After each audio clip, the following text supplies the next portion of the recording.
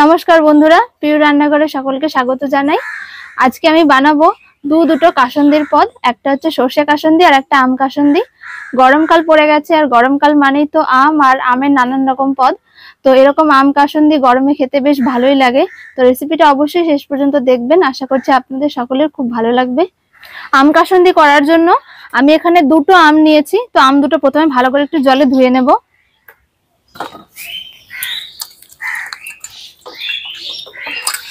আমগুলো ভালো করে জলে ধুয়ে নিয়েছি। এবার আমের গাটা ভালো করে একটু মুছে নেব। আম কাটার পরে আর ধোবো না, তাই আমি এইভাবে আগে আগে মুছে দিচ্ছি। যদি আপনারা কেটে ধুতে চান তাহলে কাটার পরে এইভাবে একটু ভালো করে মুছে নেবেন।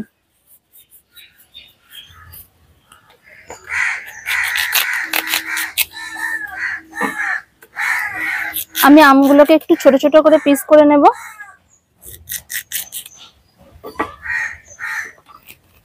এই বীজগুলো ফেলে দিচ্ছি।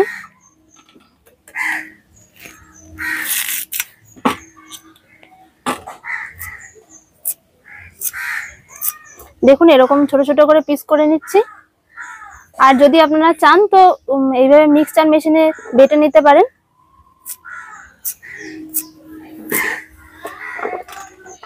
আমগুলোকে আমি সব কেটে নিয়েছি। তো এখানে আমি খোসা সমেত আম দিয়েছি। যদি আপনারা খোসাটা ছাড়িয়ে দিতে চান তাহলে সেইভাবেও দিতে পারেন। এবার কেটে রাখা আমগুলো আমি একটু হলুদ মাখিয়ে নেব। আর হলুদ মাখিয়ে আমি 1 ঘন্টা রোদে রেখে দেবো। যদি হাতে একটু কম সময় থাকে তো আধ ঘন্টাও রাখতে পারেন। মোটামুটি একটু গায়ের জলটা টেনে নিলেই হবে। হলুদটা একটু বেশিই লাগবে।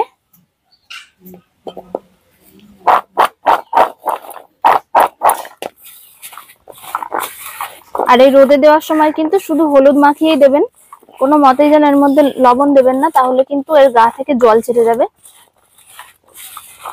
ভালো করে হলুদ মাখিয়ে নিয়েছি। এবার একটা থালায় ঢেলে আমি 1 ঘন্টা একটু রোদে রেখে দেব।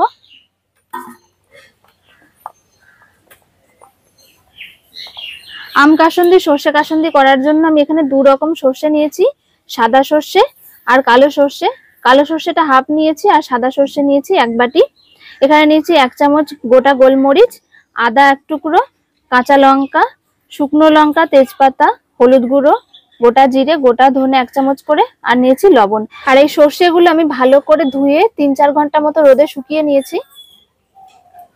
যতক্ষণে আমটা রোদে দিয়েছি ততক্ষণে আমি বাকি কাজগুলো সেরে নিচ্ছি। আমি একটা কড়াই বসিয়ে দিয়েছি, তাতে কিছু গোটা মশলা ভেজে নেব। শুকনো লঙ্কা, তেজপাতাগুলো প্রথমে দিয়ে দিচ্ছি।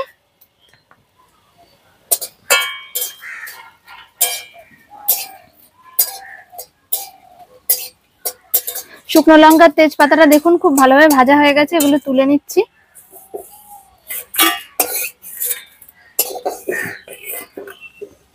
এবারে দিয়ে দিচ্ছি কড়াই গোটা জিরে, গোটা ধনে আর গোলমরিচ একসাথে ভেজে নেব।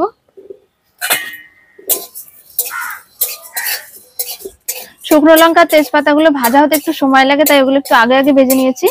আর এই গোটা জিরে গোটা ধনে এগুলো কড়াই থেকে বেশ ভালোভাবে ভাজা হয়ে গেছে। এবার নামিয়ে নেব।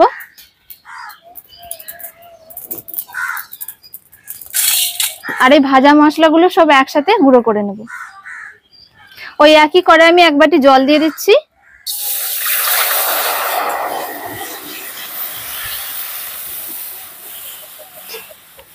মোটামুটি 5 মিনিট মতো খুব ভালোভাবে ফুটিয়ে নেব জলটা। আমি একটা মিক্সার জার নিয়েছি, এর মধ্যে সর্ষে দুটো একসাথে দিয়ে গুঁড়ো করে নেব।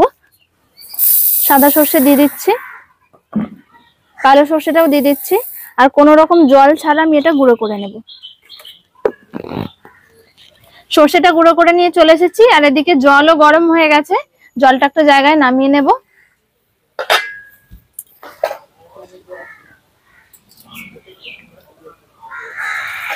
জলটাকে কিন্তু খুব ভালো করে ফুটিয়ে নিতে হবে। জল গরমটা নামিয়ে আমি কড়াইটা আবার ভালো করে গরম করে নিয়েছি। এবার একটু সর্ষের তেল দিয়ে গরম করে নেব। খুব ভালো করে তেলটাকে গরম করে নেব। সর্ষের তেলটাকে খুব ভালো করে চড়া করে গরম করে নিয়েছি। এবার কড়াইটা ধরে নামিয়ে নিচ্ছি। গুঁড়ো করে রাখা সর্ষে আর ভাজা মশলাটা এই ছাঁকনি দিয়ে ভালো করে একটু ছেঁকে নেব। সর্ষেগুলোকে আমি এভাবে একটু ছেঁকে নিচ্ছি। তাহলে কাসুন্দিগুলো একটু মোলায়েম হবে, নয়তো এই সর্ষের যে খোসা থাকবে সেই খোসাটা মুখে পড়লে কিন্তু খেতে ভালো লাগবে না।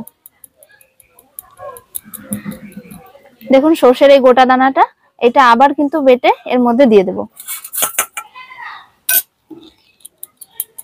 সব সর্ষেটা দেখুন আমি ভালো করে কিন্তু ছেঁকে নিয়েছি। এইবারে যে ভাজা মশলাটা গুঁড়ো করে রেখেছিলাম আমি, সেটাও একটু এভাবে ছেঁকে নেব।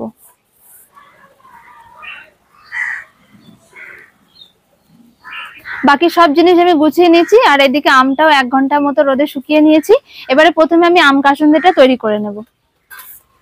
আম কাসুন্দিটা করার জন্য আমি একটা জায়গা নিয়ে নিয়েছি, আর তার মধ্যে দিয়ে দিচ্ছি কিছুটা সর্ষের গুঁড়ো। দুটো মিডিয়াম সাইজের আমের জন্য আমি প্রথমে এই 4 চামচ সর্ষের গুঁড়ো দিলাম। এতে দিয়ে দিচ্ছি 1 হাতা গরম জল, আর এই জলটা কিন্তু এখন হাত ছোঁয়া হয়েছে, ঠিক এইরকম ভাবে দিতে হবে। খুব বেশি জলটা কিন্তু গরম করা যাবে না। দিয়ে দিচ্ছি এর মধ্যে লবণ 1 চামচ, হলুদ গুঁড়ো যেহেতু আমি একটু দিয়ে রেখেছি তাই একটু অল্পই দিচ্ছি এর মধ্যে। আর দিয়ে দিচ্ছি যে আদাটা নিয়েছিলাম, সেটা আমি এরকম পাতলা পাতলা করে কুচি কুচি করে কেটে নিয়েছি। এই আদাটা দিলে কিন্তু এই আম কাসুন্দিটা খেতে খুব সুন্দর লাগে। আর দিয়ে দিচ্ছি কাঁচা লঙ্কাগুলো। আম কাসুন্দি অনেকে বেটে করেন, তো সেক্ষেত্রে কিন্তু আদা কাঁচা লঙ্কাটাও বেটে দেবেন। এটা প্রথমে একটু মাখিয়ে নিচ্ছি।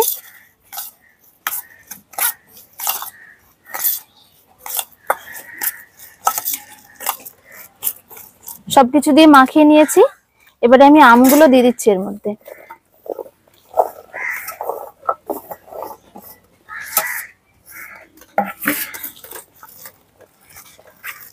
এইভাবে একবার কাসুন্দি করে দেখবেন, আম কাসুন্দি এইভাবে বানানো কিন্তু সব থেকে সহজ, আর খেতেও খুব ভালো লাগে। মাখিয়ে নিয়েছি, এর মধ্যে দিয়ে দিচ্ছি এবারে কাঁচা সর্ষের তেল। তেলটা একটু বেশিই লাগবে। এবারে তেল দিয়ে আমের সাথে খুব ভালো করে মাখিয়ে নিতে হবে। দেখুন সর্ষেটা কিন্তু একদম ঠিকঠাকই রয়েছে। দুটো আমের জন্য আমি 4 চামচ সর্ষের গুঁড়ো দিয়েছি, এর থেকে বেশি আর লাগবে না। আমি দুটো কাঁচের বয়াম নিয়েছি ছোট ছোট, এর মধ্যে ভরে নিচ্ছি এবারে।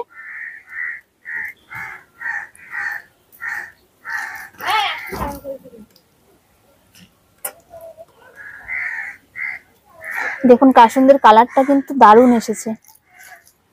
কাসুন্দির কালার একটু বেশি হলুদ না হলে কিন্তু ভালো লাগে না, তাই একটু হলুদের পরিমাণটা বুঝে শুনে দেবেন।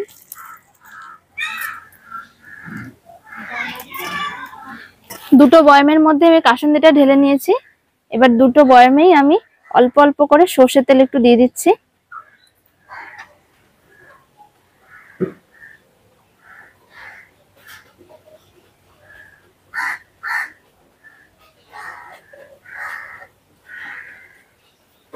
আম কাসুন্দি তৈরি হয়ে গেছে, আর দেখুন এটা দেখতে কতটা সুন্দর লাগছে। এইভাবে বাড়িতে তৈরি করলে কিন্তু খুব সহজে আম কাসুন্দিটা তৈরি হয়ে যাবে, আর এটা রেখে প্রায় 6 থেকে 7 মাস পর্যন্ত ভালোভাবে খেতে পারবেন। আম কাসুন্দিটা আমি তৈরি করে নিয়েছি, এবারে বানাবো সর্ষে কাসুন্দি। একটা বাটিতে আমি সর্ষে কাসুন্দি বানানোর জন্য 4 চামচ প্রথমে সর্ষের গুঁড়ো নিয়ে নিচ্ছি। দিয়ে দিচ্ছি স্বাদ মতো লবণ, হলুদের গুঁড়ো 1 চামচ, আর ভাজা মশলা যেটা আমি তৈরি করে রেখেছিলাম সেই ভাজা মশলাটা 1 চামচ দিলাম। এবারে দিয়ে দিচ্ছি যে জল গরম করে রেখেছিলাম আমি, সেই জলটা অল্প অল্প করে দেব।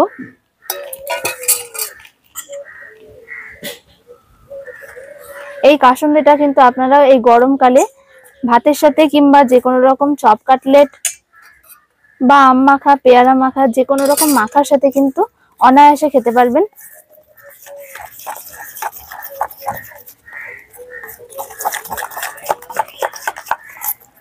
দেখুন একটু থকথকে হয়ে রয়েছে। এর মধ্যে আমি এবার গরম করে রাখা তেলটা দিয়ে দিচ্ছি। গরম করে রাখা তেলটা একটু ঠান্ডা হয়ে গেছে, এখন 1 হাতা দিয়ে দিলাম প্রথমে।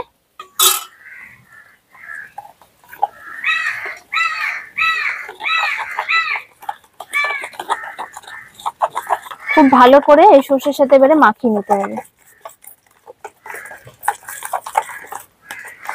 এর মধ্যে এবারে দিয়ে দিচ্ছি 2 চামচ ভিনিগার। এই ভিনিগারটা দিলে সর্ষে কাসন্দির স্বাদ যেরকম বেড়ে যাবে, সেরকমই কিন্তু এই ভিনিগারটা আপনারা 1 বছর পর্যন্ত ভালোভাবে রেখে কিন্তু খেতে পারবেন, কোনো রকম নষ্ট হবে না ভিনিগারটা দিলে। চেষ্টা করবেন তাই দিয়ে এই সর্ষের কাসন্দিটা তৈরি করার। এবারে দেখুন কাসন্দিটা ঠিক কিরকম হয়েছে, ঠিক এরকম ভাবে তৈরি করতে হবে, খুব বেশি পাতলা করলে কিন্তু এর স্বাদ পাওয়া যাবে না। তৈরি হয়ে গেছে সর্ষে কাসন্দি। আমি একটা কাঁচের বোতল নিয়েছি, এর মধ্যে আমি সর্ষে কাসন্দিটা ভরে রাখবো। আর আমি একটা ফানেল নিয়েছি, এটার দিয়ে এই সর্ষে কাসন্দিটা এই বোতলের মধ্যে ভরে নিচ্ছি।